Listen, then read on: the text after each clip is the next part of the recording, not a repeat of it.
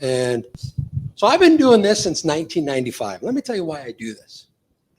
All over North America, and I said 40,000 dealerships, so thousands of tickets from back in 1995. Because I believe in my heart, like 100%, I believe. I don't prejudge anybody. I believe in this room, information that you're going to learn from Larry can make you the next superstar. There could be the next number one salesman in the world in this room. There could be the next number one, like we had it from a seminar, the number one retail salesman in the world. The idea germinated from a seminar 10 years ago in Detroit. And that guy's name was Ali Reda. And he just sells like 131 cars a month in Detroit. He didn't believe it was possible to do more than 30. Trapped. So I don't prejudge anybody. I just believe the information you're going to learn today can possibly change your life and possibly change your career. And no one's forced to be here. So that's a great thing. You're students of the game. You want to learn, you want to study, you want to grow. This is an awesome thing. So give yourselves a hand for being here.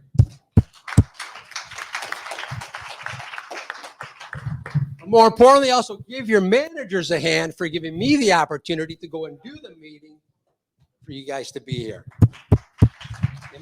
That was it. Okay. So that's why I do 20, guys. So I don't know what can germinate from this room, what can grow, but I just believe there's greatness in this room. I just believe that this information that you're going to learn can change your life. And if you're a student of the game of sales, I promise you, 2023 can be your best year in the car business. Who would like that? Yes or no? Right? You believe it, you're going to achieve it. So Larry, I know Larry a little while now, right, Mr. Larry? A year. Yeah. So Larry's from Philadelphia. What I love about Larry is that he's a car person. Like he's been in the car business over 30 years. He sold at a high level Cadillac for 11 years, averaging maybe 32 cars a month, every single month. Got himself to number 2 in North America for Cadillac. So upset I wasn't number 1. But Larry, but you did it out of Trenton, New Jersey. I did. You did it out of it's not nice to say, but it's kind of like the armpit of America. It was like, if you watch The Sopranos, that's what it was. John is going to run for mayor of Trenton. He's just trying to soften up the crowd by paying compliments to the area. Dangerous. So this guy sells for 11 years, gets in the car business, and then becomes the general manager of the store, and then buys the store. You can't fool this. And his passion for life, his passion for living and growing and helping people, I have not seen. He's just an incredible human being that way, that he wants to give to you. Does anybody feel like it's my funeral? I really like Larry. But this is your class, and he'll do a little role play, but any question you have to answer, ask it here. Don't leave with your questions not answered, because this is your day. You created this day. I thank you. Larry thanks you, but really get involved, have fun. He's going to have fun. He's a crazy bastard, this guy. I just nicknamed him the Tasmanian Devil. Crazy bastard armpit of New Jersey. Coming to you live is the AutoHub show, changing automotive one show at a time with Ian and Jeff. And here we go.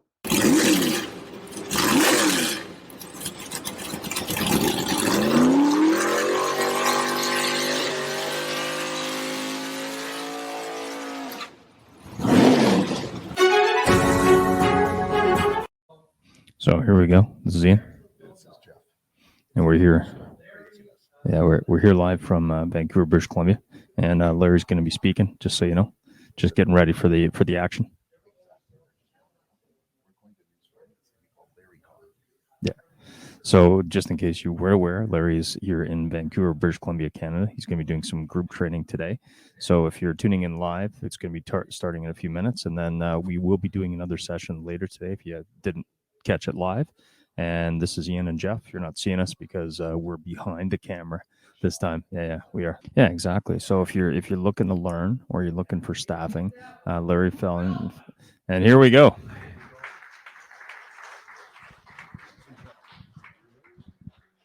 Feldman. You're all here. John wanted me to go on and on about myself, which I really did not want to do, right? I always hate it when the trainers come in and start telling you about their Porsche and their Polo ponies. I'd rather talk about the why and the how. And I know, I'm sorry he had to turn off the Rolling Stones. I was a little disappointed in that too. Annoying speaker wanted to say something.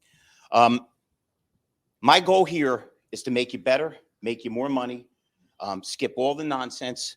I encourage you to ask any question you want at any time. I want you to interrupt me, and I want you to break the pattern, because if you all want to have a successful career, you're going to realize that that's what you're going to deal with all the time, right? Everybody in the room's already experienced this 42 million times. They ask you a question, and as you're answering it, they ask you another question. So you're as confused as they are. We're going to try to cut through all that clutter. John Kostakis, who's an unbelievable guy and promoter, said, Larry, the goal of these things is to take two things away that'll make you better. I would consider that a sincere failure. I want to leave you with 20 or 30 things that'll make you money. And again, skip all the nonsense. Okay? So I'm going to get rolling. Anybody have any questions on anything? I think we've cowed them into intimidation. I like it. I made about 1 million notes on the plane, and we happened to meet with a bunch of dealers yesterday who threw me, and I loved it, about 10 curves. So I'm going to adapt this to make sure we're dealing with the current situation in Canada and what's going to happen after that and what's going to happen after that. Let me start with some really old school stuff. Just do me a hand raise. This is a concept that was taught in the 40s and 50s by a guy named Robert Pike, and a guy named Joe Verdi stole the idea, which is fine, right? Good artist borrow, great artist steal. Who in the room has heard or been taught on WIFM? Nobody? That was like a delayed reaction. It's early. There's always one drunk guy in the first aisle. Just realized he's at a seminar, doesn't know what's going on. Two? What's your name? Ben. Again, my goal here is to have as much fun as I possibly can and make you all better. So what do you know about WIFM? What's in it for me? Do you concur with that, sir? What do you think?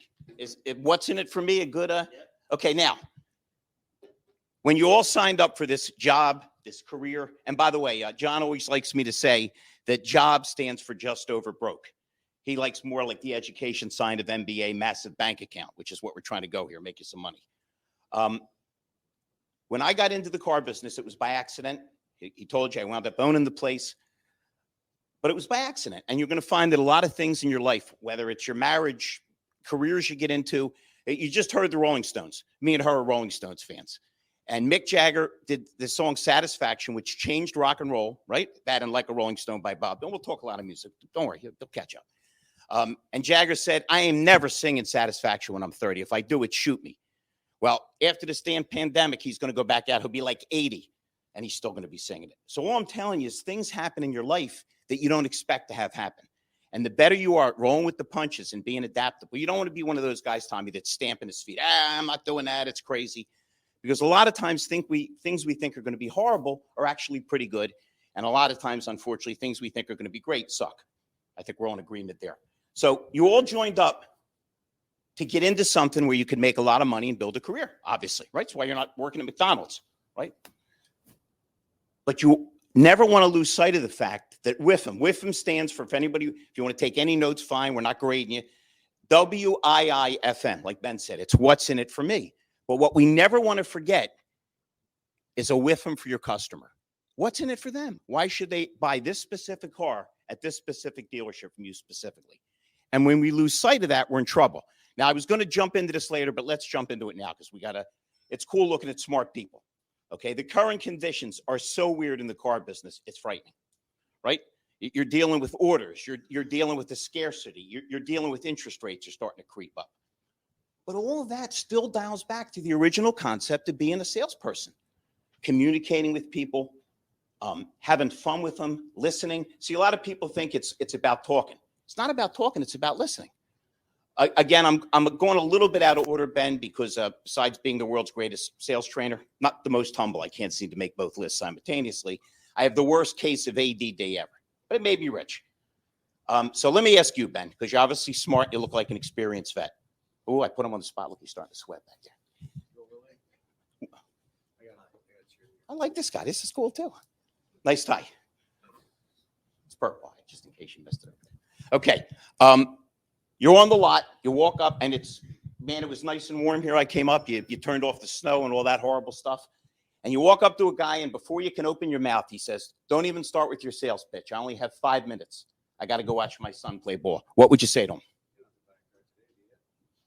I love you. You're my man. Absolutely the wrong answer. Horrible. Well, understand the concept. It costs about $500 to get somebody to walk into a showroom. You want to do everything humanly possible without making them insane to get them to buy. Now, I'm about building rapport, okay? I'm out of my mind. I always have been. But somehow I've always been successful. And you know why? Because people like me. They think I'm nuts, but they like me.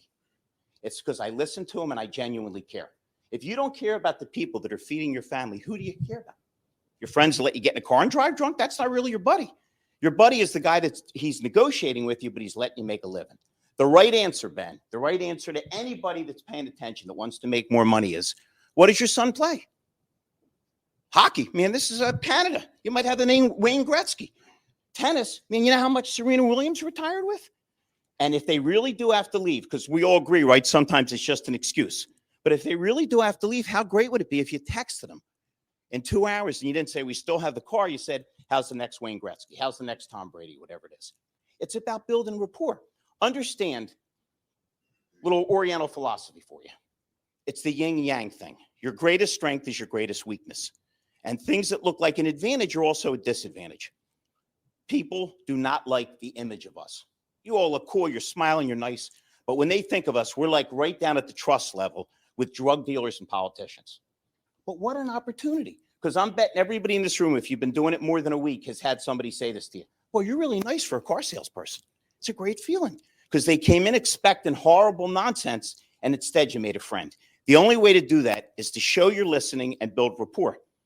You'll make more money and you'll make more friends. Does that make sense, Ben? Now, here's the beauty of that. That goes for everything. If they're wearing a shirt, Miami Dolphins, whatever it is, do you like the team? Are you?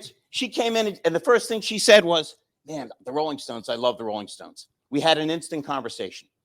The more you find to talk with people, the better. So we need to find their with them. We need to listen.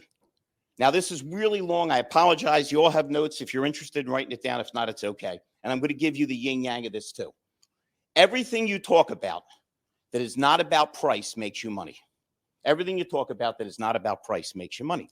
Now, I'll say it a couple times. It's awfully long. I apologize. Everything you talk about, if you go about 3 pages in, there's notes if anybody wants to take notes. Everything you talk about that is not about price makes you money. Everything you talk about that is not about price makes you money. Now, I hate when I used to go to any kind of training and the person training me never did it, like they were reading out of a book. I'm a car sales guy. So I've been in every scenario and I've had the same kind of crowd you've had where they come in and the first words out of their mouth is, I want your best price. Don't roll your eyes. Of course you do. You'll probably work your butt off. Let's find the perfect car and I promise to make the best possible deal.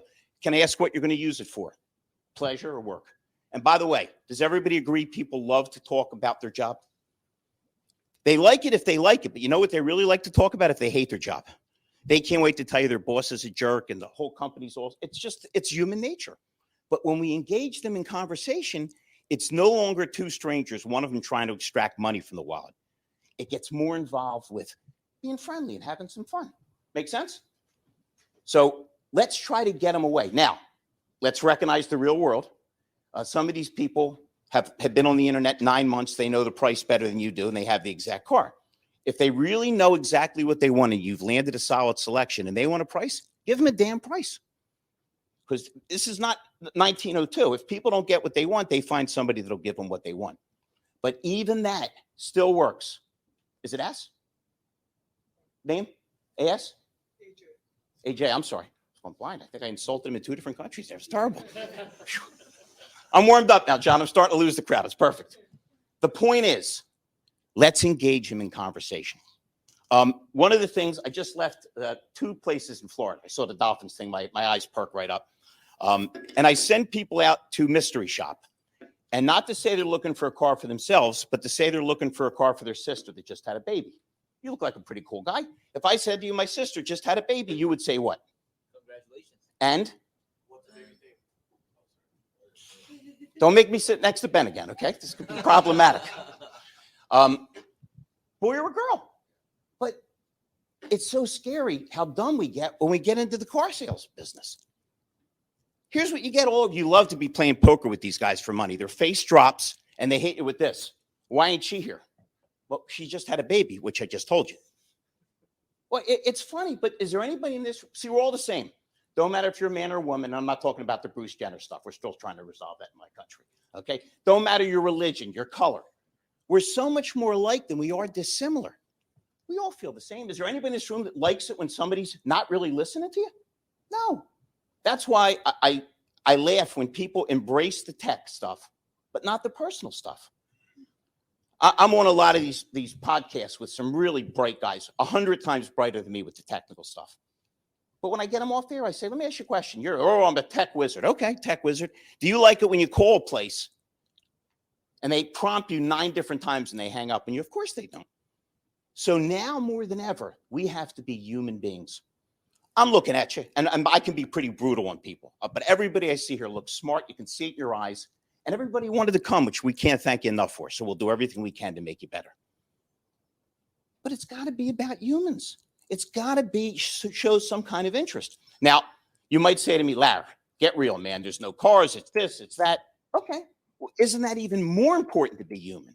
Isn't it even more important? Everywhere I go in the country, your beautiful country and mine, okay, I hear this. What the hell do I do? I mean, they order the car, it's not here. And a lot of times we're actually afraid. How scary is this? We're afraid to call them, right? We've all been there, right? You don't know when the heck the car's coming in and you don't know what the heck to say to them. But think about it. What are you really afraid of? Again, me and you are the same. When we have something that's getting fixed or something we need, do we like it when they stonewall us? No, we like it when they communicate with us. Man, send them a $10 card from Tim Horton. Didn't forget you. You're at the top of the list. I'm on it. It makes all the difference in the world to communicate. I have a recruiting company that's bigger than my training company, and I have 270 dealers, a couple here in Canada and a lot in the States. And people call me all the time for jobs. You're not going to believe it, Mark, but it's true. I get paused every time I answer the phone because people actually make calls today expecting you not to answer the phone. How insane is that? That's how much we've broken down communication. The reason, let me get out of your way so you can see it. This says 1%. Mr. Kostakis calls me a 1%er because unless I'm on a plane or training, I always answer my phone. What the hell? Why should that get a trophy? But we're in a world where nobody answers their damn phone. What kind of an edge do you have, Madison, when you answer the phone and you're smiling and you respond or you return a call quickly? I didn't plan to talk about this, Kostakis, but I'm taking my shot. I start to work at a dealership. It's a Cadillac dealership. I wound up owning it. And the manager is leaving. And some of you are going to nod your head sadly when you hear this story. And the operator says, boss, you have a call. And his answer was, tell him I left. It's the dumbest thing I ever saw in my life. It like scarred me for life. Because if the guy had a small problem, overnight you solve it, you look like a hero. But if the guy festers all night, now he wants to shoot you. What if the guy wanted to buy 2 cars? Do we all agree that when people have the availability to buy and they have the money to buy, they're not waiting on you. They want what they want when they want it, correct? So just by communicating, just by being open, hey, just wanted to call you, let you know we're working on the car. We're here for you. Everything you do will flow better and make more sense if you communicate. Everybody with me? Any questions on that? So whatever it is, we want to try to engage them in conversation. Not pablum, stuff that relates to them and makes sense to them. And it's got to be about them. This Tracy, it sounds like I'm making this stuff up, but everybody in this room knows the car business is the craziest job on earth. Stuff happens to you that they could never put in a movie because people wouldn't believe it. I didn't own the place yet. They hired a retired college professor. He might have been the dullest human being that ever lived. Tracy, I don't think he had a sex life. His idea of fun would go home on the weekend and memorize the owner's manual. So he's under the hood, and my desk is right here, and he's talking about fuel injection. Pretty exciting, huh? If you say that's exciting, we got to get you better cable. Hook him up with Netflix, will you, Johnny? Sorry for entertainment here. And after 20 minutes, the guy says, obviously, you know your stuff. Little compliment because you know what's coming next, Jordan, right? He's going to knock him down a peg. I don't really care about the engine. I've never even opened my hood, but I got a bad back. Show me the heated lumbar support. And this ex-college professor, I wonder what they taught at that college, said, just give me 20 minutes. It's really going to get exciting under here. Well, you guys can smile at me, but when we don't listen to the customer, when we don't accommodate them, we're done. We're done. Look at the choices they have. Look how available. Look what Amazon and various companies did to our the way we think and the way we buy and how easy people want to be accommodated. So with them is simple. What's in it for me? But we've got to figure out what's in it for them so we can give it to them. And everything that we talk about that is not about price or money makes us more money and gives us a chance to build rapport. Man, of course you want the best price, man. You probably work your butt off. By the way, really cool tie. Let's find the perfect car. He got right. You see, jump right on that. Thank you for the tie. It was just an analogy. That's okay. I do like the tie. Here, what do you think? Stand up. No, the guy's sartorially beautiful. Stand up. Let him see your tie.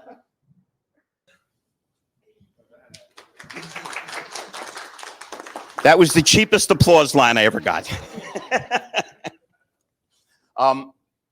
Do me a favor, write down my phone number. Ben, can you see that in the back, my brother? It's 215-407-5174. Wow. If you call me and I'm not Very on a good. plane Good or answer. training, I will answer your damn phone. Okay? And if you put me on the phone with a customer, I will help you. Okay? It's no problem at all. Jordan, you can call me up anytime. I'll say, man, this kid's my son-in-law. Let him make a living. Let him overcharge you. Silly always works. People come in here scared to death. It's very hard to get in an argument with the guy when he's smiling at you. Make sense to everybody? Looks like it makes sense to you. I got it. Beware the pod. Does anybody know what the pod is? You couldn't know it, Stephen. I made up the term. It's called the psychology of the defeated.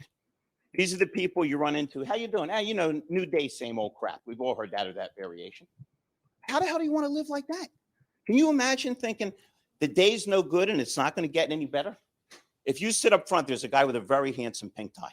There's cool. I hope you're not married. I think I got you a date here. Don't be sorry. We're very glad you're here. Psychology of the defeated are people that want to be negative and they want you to be negative right on with them. Right? Remember when you first got into the business and some of your friends and relatives said, well, what if you don't sell any cars? What if an asteroid hits the earth? Negativity breeds nothing but more negativity. We want to be as positive as possible. And also, we need to know what we're doing. Now, you're going to say, Larry, that's kind of silly. We're all here. We got here.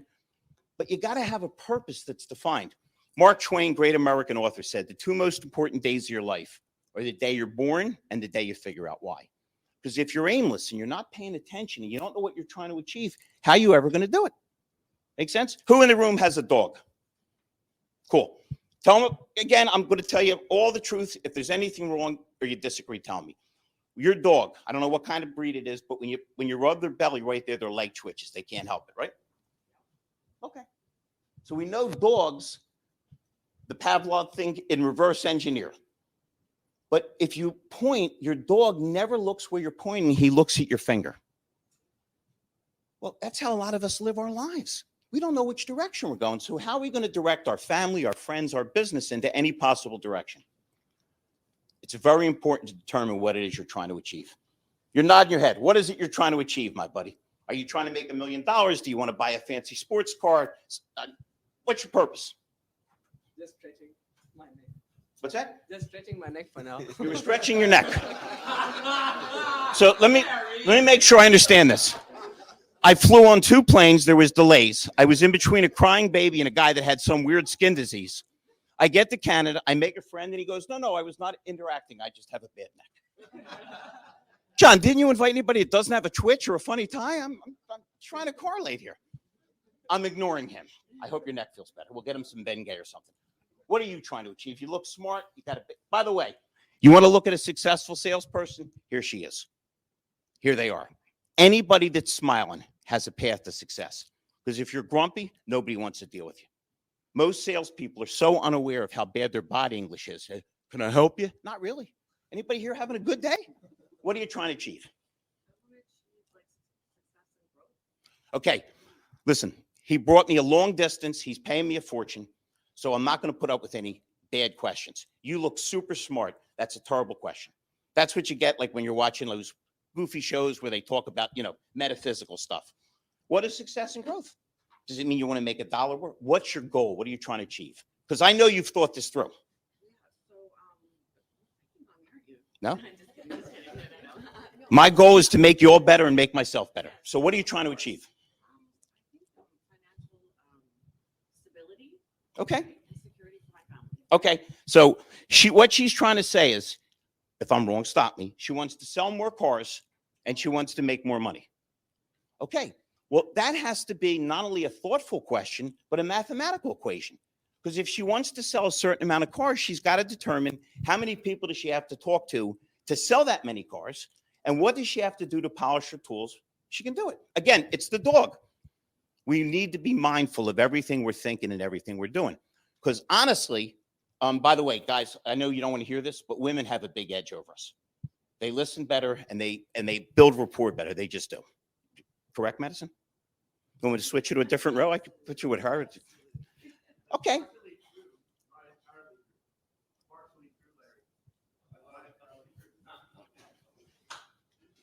Help me. I might need some tutorial help here. Man, do I love it when people debate. Why is it partially true, but not fully true? So I'd like to bring this up. Like when back in the 60s, when the women did start working, they did like Whoa. The 60s, like the 1960s or the 1860s? 1960s. Because John Kostakis' social security number is -2. Very sad. And ever since then, we've been relying on this theory that women are better listeners, which they actually are.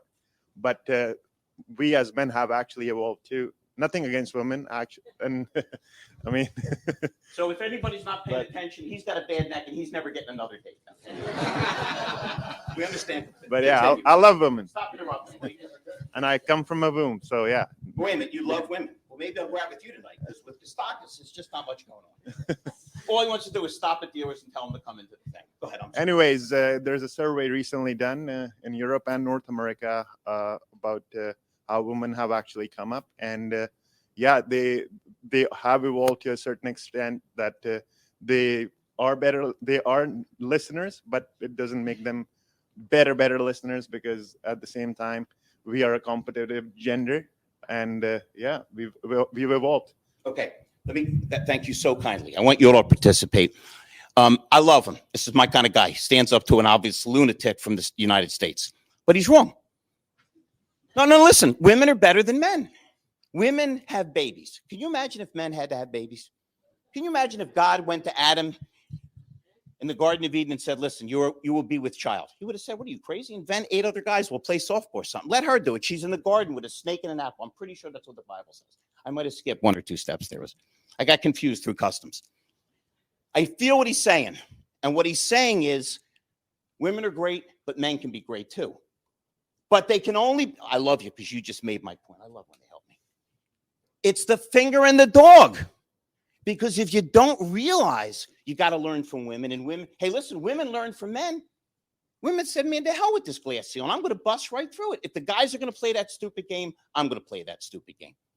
So we need to learn from each other. I happen to agree with you. I was just kidding around. But the deal is, you still have to remember that if a man and a woman come in, you better pay attention to the woman first. Well, you love women. You said it. John, I think there's a stalker in this row. Notify the authorities. I know you're a Rolling Stones nut. Me too. Love the Rolling Stones. Beatles were better, but I just love the Rolling Stones. Is it okay if I digress for a second? I'm a musician. John just forces me to come up to this frozen wasteland for big money. If the Beatles don't break, you would have never heard of the Rolling Stones, the Who, Led Zeppelin, because we laughed at British artists in America. They would send these guys over and we'd laugh at them. But we sent them Elvis and Jerry Lee Lewis and Chuck Berry. So the Beatles were really pioneers. And they were better than the Rolling Stones until Jumpin' Jack Flash came out. You know what? Everybody leave. Let me just talk to her. Well, you can hang with us. You like women. This is all going to work out. It's going to be perfect. The point is, let's jump to another guy. Bruce Springsteen. He calls himself the boss. He ain't the boss. Mrs. Springsteen is the boss. Because every guy I know wants to make their wife happy, their girlfriend happy, or their life is a miserable landscape. Well, the problem is there's a lot of chauvinism. Now, I'm not kidding, in our industry. When I do the mystery shop, sometimes a girl in class, a woman in class, will go with her husband or boyfriend, because women generally don't like going into car dealerships. That's why women have an edge, because you make them feel more comfortable. And the salesman, because we got a lot of dumb salespeople in the country, in my country. I haven't figured you guys out yet, but keep your poster right after the show. They'll start talking to the guy. And the guy doesn't want his wife or girlfriend mad at him, so he'll say, no, the car is for her or for her sister, and they still keep talking. So once again, it's the dog looking at the finger. We have to make sure we understand who we're trying to appeal to. We want to make everybody feel comfortable. We want everybody feel good. We'll throw another one at you. I'm leaving Nadia alone. You were awesome. You ready? Yeah. Cool. Mom and dad come in with the kids. Who would you give the business card to?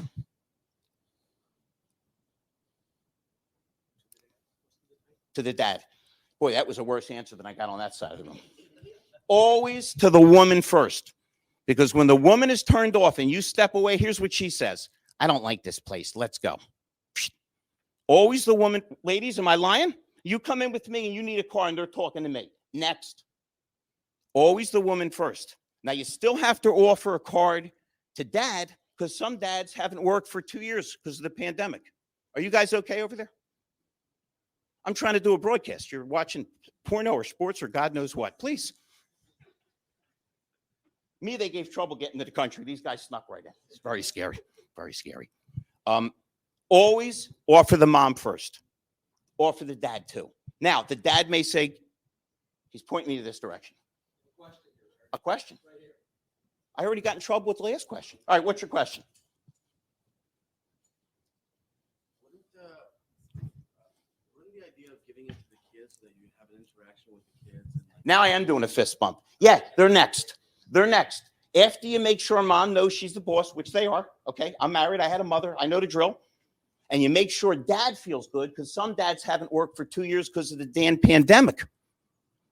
They feel emasculated. And when we talk down to them, they're thinking even a car salesman doesn't like me. And remember, we're on the trust scale with politicians and drug dealers. Then you got it dead right. You get on one knee and go, is this car for you? Are you going to let your mommy drive it? You always want the kids on your side. Ben, how long you been doing this? Okay. I got a bull meter. He'll tell you if I say anything wrong. This has happened to Ben. Look at Ben. He just looks cool. He looks relaxed. Great guy to buy a car from. And every once in a while, he needs to make money, and he gets a big deal, and the kid starts to cry. And mom says, I have to take him home for naps. This happened to you, right, Ben? Yeah. And Ben's first instinct is, well, just throw him in the trunk. There's a floor mat there. You could take a little nap in there. It doesn't quite work, right? But if the kid's on your side, if they go, boy, Uncle Ben's really nice, Mommy, are we going to buy a car from him? So you happen to be 100% right. You want to give it to the mom, the dad. You want to get everybody involved, because car salespeople are really strange creatures. Sometimes we decide who's the important person. They're all important. You can't pre-qualify. And if you do want to pre-qualify, do it one way. They're all buyers. I'm not telling you to buy my book. Only if you want to change your life and make your entire, fortune much, much greater. Write that down. I wrote a book called Inner Moron Demons. And I talk about, I'm on the job for about a week. And everybody's wearing a suit and a Rolex. It was a Cadillac agency. It was a big thing. Lexus hadn't come out yet. I'm old. And a guy came in with an old Impala, 4 doors. Every door was a different color. And the tailpipe was dragging. And these geniuses said, you know what? He's never buying a car. Okay. Well, you're the experts. What the hell do I know? I'm new. So I said, I got to go to the bathroom. I snuck into the back, went around the service, shook his hand. He needed $11,000 worth of repairs. He said, I'm not putting that to an old Impala. Sold him a car. Again, I love car salespeople. I love my business. I love the people that are in this room. You have no idea how grateful I am. That's why I'm going to give you everything I got and skip all the nonsense. But think about how many bad salespeople, you don't have to say their names, you've worked with. The guy comes in an old car, they discount him. I've heard this. Guy comes in a brand new car. The guy is probably wasting time. Yeah, I know it sounds insane, but this is why we get the reputation we do. It's undeserved for people like Tommy. It's undeserved from Nino. Ben doesn't deserve it. I never deserved it. I cared about the people I dealt with. Hey, John, I'm going to break my own pattern again. I want you to think out of the box. I want you to all be as smart as you're all capable of being. So I'm going to show you what happens when you're as crazy as I am. How many good things can happen to you. I'm in Virginia in the States, and I'm doing a training like this. And they're glad to see me because I've been working with the company for years. I got a lot of guys hired. They know they're going to have fun. And a guy stands up in the middle of it, and I could tell he didn't want to be there. Like bad body language, kept looking at his watch. And he said to me, quote, "What do you say to the guy?" And he threw a couple expletives in that I won't throw so I don't get thrown out of Canada. What do you say to the guy that says, "Why should I buy from you instead of the other dealer?" Now, that's kind of a tricky question because what we usually do is say, "What a nice person you are." Well, so was the other guy. Well, I'll throw in a couple free oil changes. Well, so will they. What's the next thing you would go to? And he's Greg and Gregory. He's perfect for the car business. He already has an alias. Why should I buy from you instead of the other dealer? And by the way, I'm not picking on you. I want to make you better. I want to give you 42 million good ideas. What was that? I heard somebody mumble under their breath. You know the answer? Did I already tell you the answer? So you actually, oh, that's right. Now I recognize you. Now you were wearing that prison jumpsuit. I wasn't sure if it was you again. You look much better when you're not in orange. You know the answer. I love it. He knows. I want you to know. Well, at that point, I hope that I've built enough rapport with the customer that they're going to want to do business with me based on the fact that I've been listening to them, the fact that I've presented them the appropriate product. It's very hard for me to be a smart aleck when I get such a sincere answer, because that was a sincere answer. Does everybody in the room want to be rich? I mean, all kidding aside, because if you're in the car business, you know it's hard work, but you can get rich. You get rich by thinking out of the box. Now, I'm not talking about the goofy stuff you see on the internet and the nonsense. Be a little different. Now, I didn't know this guy was going to call on me. Half the stuff that I'm talking about, me and John Kostakis were talking about, what, 2 o'clock in the morning last night? Let's do this, let's do that. I'm completely out of my mind, Tracy. My whole life is fun. I meet friends everywhere I go. And I have fun, I make money. Because I don't look at things like a normal person. I look at them like the nut I am. So I'm looking at this guy. He doesn't want to be in the room. You want to be in the room. I'm so glad you're here. Nadia, late or not, I'm super glad you came. But this guy didn't want to be in the room. And he's looking for an answer. And the managers are like, I wonder what Larry's going to say. You ready, Gregory? Or Greg, or any other weird name you want to use? Call him Floyd or something, see if he's paying attention. I said, tell him you're greedy. Madison, they all laughed at me. They figured I'm having a nervous breakdown. What a stupid answer, right? So, oh, don't laugh at me. Play it out. Stand up and say it. All right, why should I buy from you instead of the other guy? I says, because I'm greedy. I'll say bold, but he continued out the word and extrapolated out its full meaning, okay? I says, really? Andrea, look how I dragged his butt back in. I said, I bet you're just like me. You bought something from somebody. Didn't have to be a car. Could have been a fancy watch. Could have been a chair, big screen TV. He was your best friend to get your business. And then when you had a problem, you couldn't find him. I hate that, don't you? The guy had a nod. I said, that's a human condition. We all hate that. I said, he wasn't greedy. All he wanted to do was sell you one car, one chair, one watch. I want to sell everybody you ever met in your life a car. I'm going to be your personal concierge. You always want to buy from people that are a little greedy in the sense that they'll keep you happy so they get more of your money. Listen, the truth will set you free. It can be painful sometimes. It can cause arguments. But you got to have an awfully good memory to lie to people. And think about it. Can I assume that everybody in this room, myself included, is a little greedy? I want to make as much money, as many friends, have as much fun as I can, and I want to do it as soon as I can. But we've all seen people that aren't greedy. You've all bought something. I know I have from somebody that got my money, and it's like they were in the witness protection program. I never saw him or heard from him again. I'm under one of these things. Is that better, John? John, a few of the people remarked that you should have gotten better equipment. Can't spend all your money on fancy sport jackets, John. I thought that would have got a bigger laugh because all right, I'm sorry. Don't get sensitive, okay? There's a reason we chased him out of the United States. I don't know if you know that. A couple of marks that turned him off. The point is, everybody in the room has somebody, right? You got brothers and sisters, boyfriend, girlfriend, right? Maybe you have a boyfriend and a girlfriend. I don't know. I heard Vancouver's a little looser than Edmonton. It's just what John said before I came up. Well, we already know what to say. We know what to say. Hasn't everybody in this room had a boss that was not only a jerk, but a dope? Sure we have. Did we say you're a jerk? And no, we said, boss, you're really smart, because we wanted to keep our job. Did everybody go somewhere for Thanksgiving? Well, Canada, okay? I'm an American. I got to pretend I like hockey and all that stuff. You know what I'm saying? With the football field, it's too wide. Thanksgiving in Canada. Did anybody go to dinner with their family? Okay. And let's face it, you always have one or two relatives that are impossible, right? The drunk uncle that wants to get a fight in front of the TV, or your brothers and sisters who drive you crazy. But we know what to say. Nobody can make you crazier than somebody that loves you. Nobody. Nobody can make you angrier than your wife, your husband, your brothers and sisters torture you your whole life, but you love them. And if you really said what you were really thinking when you were angry, you'd lose a relationship. But we're smart enough to know what to say. We have to be the same thing here. They think a car. If I say to you, Frank, you sound like a used car salesman, it's not a compliment, correct? Because the indication, I'm intuiting that, hey, maybe you're not as honorable or honest, because that's the reputation. So we need to break that cycle. We need to show them we're not afraid to smile. We're not afraid to listen. And then all of a sudden, the whole dynamic of this thing can change. Make sense? Look pretty cool, too. What's your name? Peter, nice to meet you. Let's do it. These days, you're not sure. Sometimes I go to shake hands and they give me the fist bump. People are a little worried.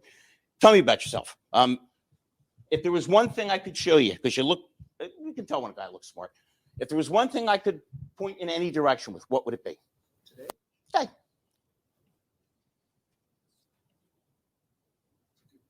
It's a great question. I'll come back to you.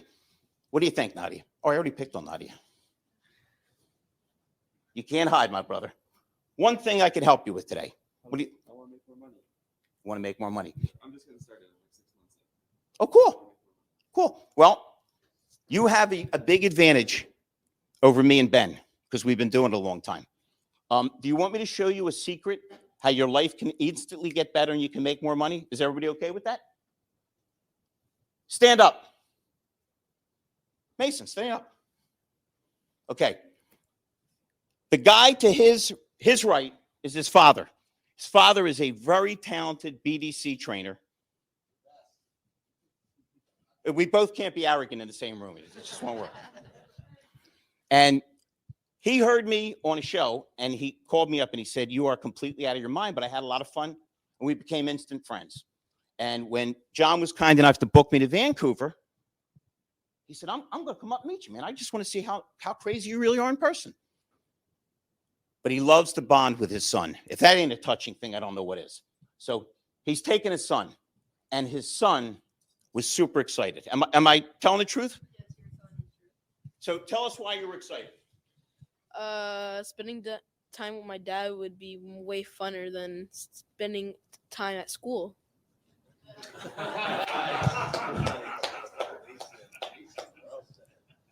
I got a juvenile delinquent on my hands. It's perfect. The kid is excited. You know who's the only person in the room more excited? Me. Okay? I could have retired when I sold my Cadillac dealership. I love meeting people and having fun more than any person you ever met in your life. Man, don't take this to heart, okay, Kostakis? I pay them to come just so I could have some fun and torture them. You want to get rich? Keep your inner child alive. Because could you imagine if you rolled into this seminar and I handed you the pre-printed stuff and I started talking in a monotone or lecturing you on my polo ponies? And let me explain to you why it's so important, okay? Think about when you were 7 or 8. This kid's 12. I know he looks like he's 19, but think about when you were 7 or 8. You thought, Jamal, everything was possible. You could be prime minister, I could be president, we could be an astronaut. When we're kids, we don't think, why not? It's like, why can't I? Then we get older and we get really stupid. We start restricting ourselves. We start finding out reasons why we can't do things. Aren't we better off and have a better opportunity with our inner child? I'm sorry, folks.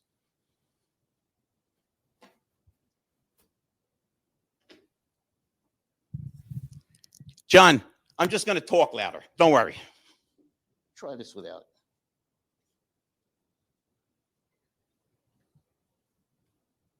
I never got accused of being quiet. You can all hear me now, right? This kid has so much enthusiasm. Now, think about some other 12-year-olds. They're at that awkward age when they think their father's the dullest human being on earth, right? Right? I mean, listen, when I was 7, if my mom hugged me in front of people, I was embarrassed. There is no amount of money I wouldn't pay now to have my mom hug me because she's passed on. When we're kids, our emotions are pure, our energy's high, and we think we can do anything. And we're relentless. How'd you like to have a whole sales force of inner childs? Right? When your kid wants something, he doesn't ask you once, he asks you 97 times. You do it just like please stop. Salespeople could learn from that because 9 out of 10 people never follow up if you leave the store without being sold. So there's almost nothing you can do to make your life better and to make more money than the inner child. I'm excited to walk into a room and meet you folks. I looked at every customer I ever saw when I was selling and thought he's a buyer. Are you married? You got to think about that for a little bit? I'm not hanging with you anymore. I'm going out with him. Okay. And you look like a super cool guy. I had a ball with this guy when I visited the dealership. But every once in a while, you have a bad day. Customers and you're just not happy. And you go home to your wife, and she says, "What's wrong?" And you say, "Nothing," because we all do that, right? It's that macho thing. Nothing. Well, how does she know there's something wrong? Is there like a neon sign over his head, like a movie marquee? No, it's all over his face. We have to understand that we go up to a customer like this. Can I help you? We're dead. We got to be smiling. We got to be hey, we're going to see this crazy guy. Let's go, Dad. You know what I mean? If he said, "Do I have to go?" It would not only would it blow his vibe, Sean would have been disappointed. Sean would have called me and said, "Man, you're okay, Larry, but I love my son." But his enthusiasm got his father more excited and it got me more excited. Let's get our customers excited. Let's show that we're actually excited to have them. And again, everybody in this room, you got somebody, you got your parents, you got your brothers and sisters, you got somebody that makes you completely insane. But you don't punch him. You figure, let me let this ride. If we can make our inner child stand tall, there is no limit to what we can do. Nadi, do you agree? You're at your best, not when you're thinking of any kind of social moray or anything. You're at your best when you're you, when you're open and you're fun. And we just wanted to Right? thank you for watching Larry Feldman Live. We all are. We Makes sense? broadcasting By the way, today. the questions you've been asking are dynamite. Ask anytime at any point. If I don't see you, John will. Thanks for joining us. It was a great show, and follow us anywhere you would like on your favorite podcast, on Facebook, on LinkedIn, and of course on our YouTube, or subscribe to our own channel. Kid, we have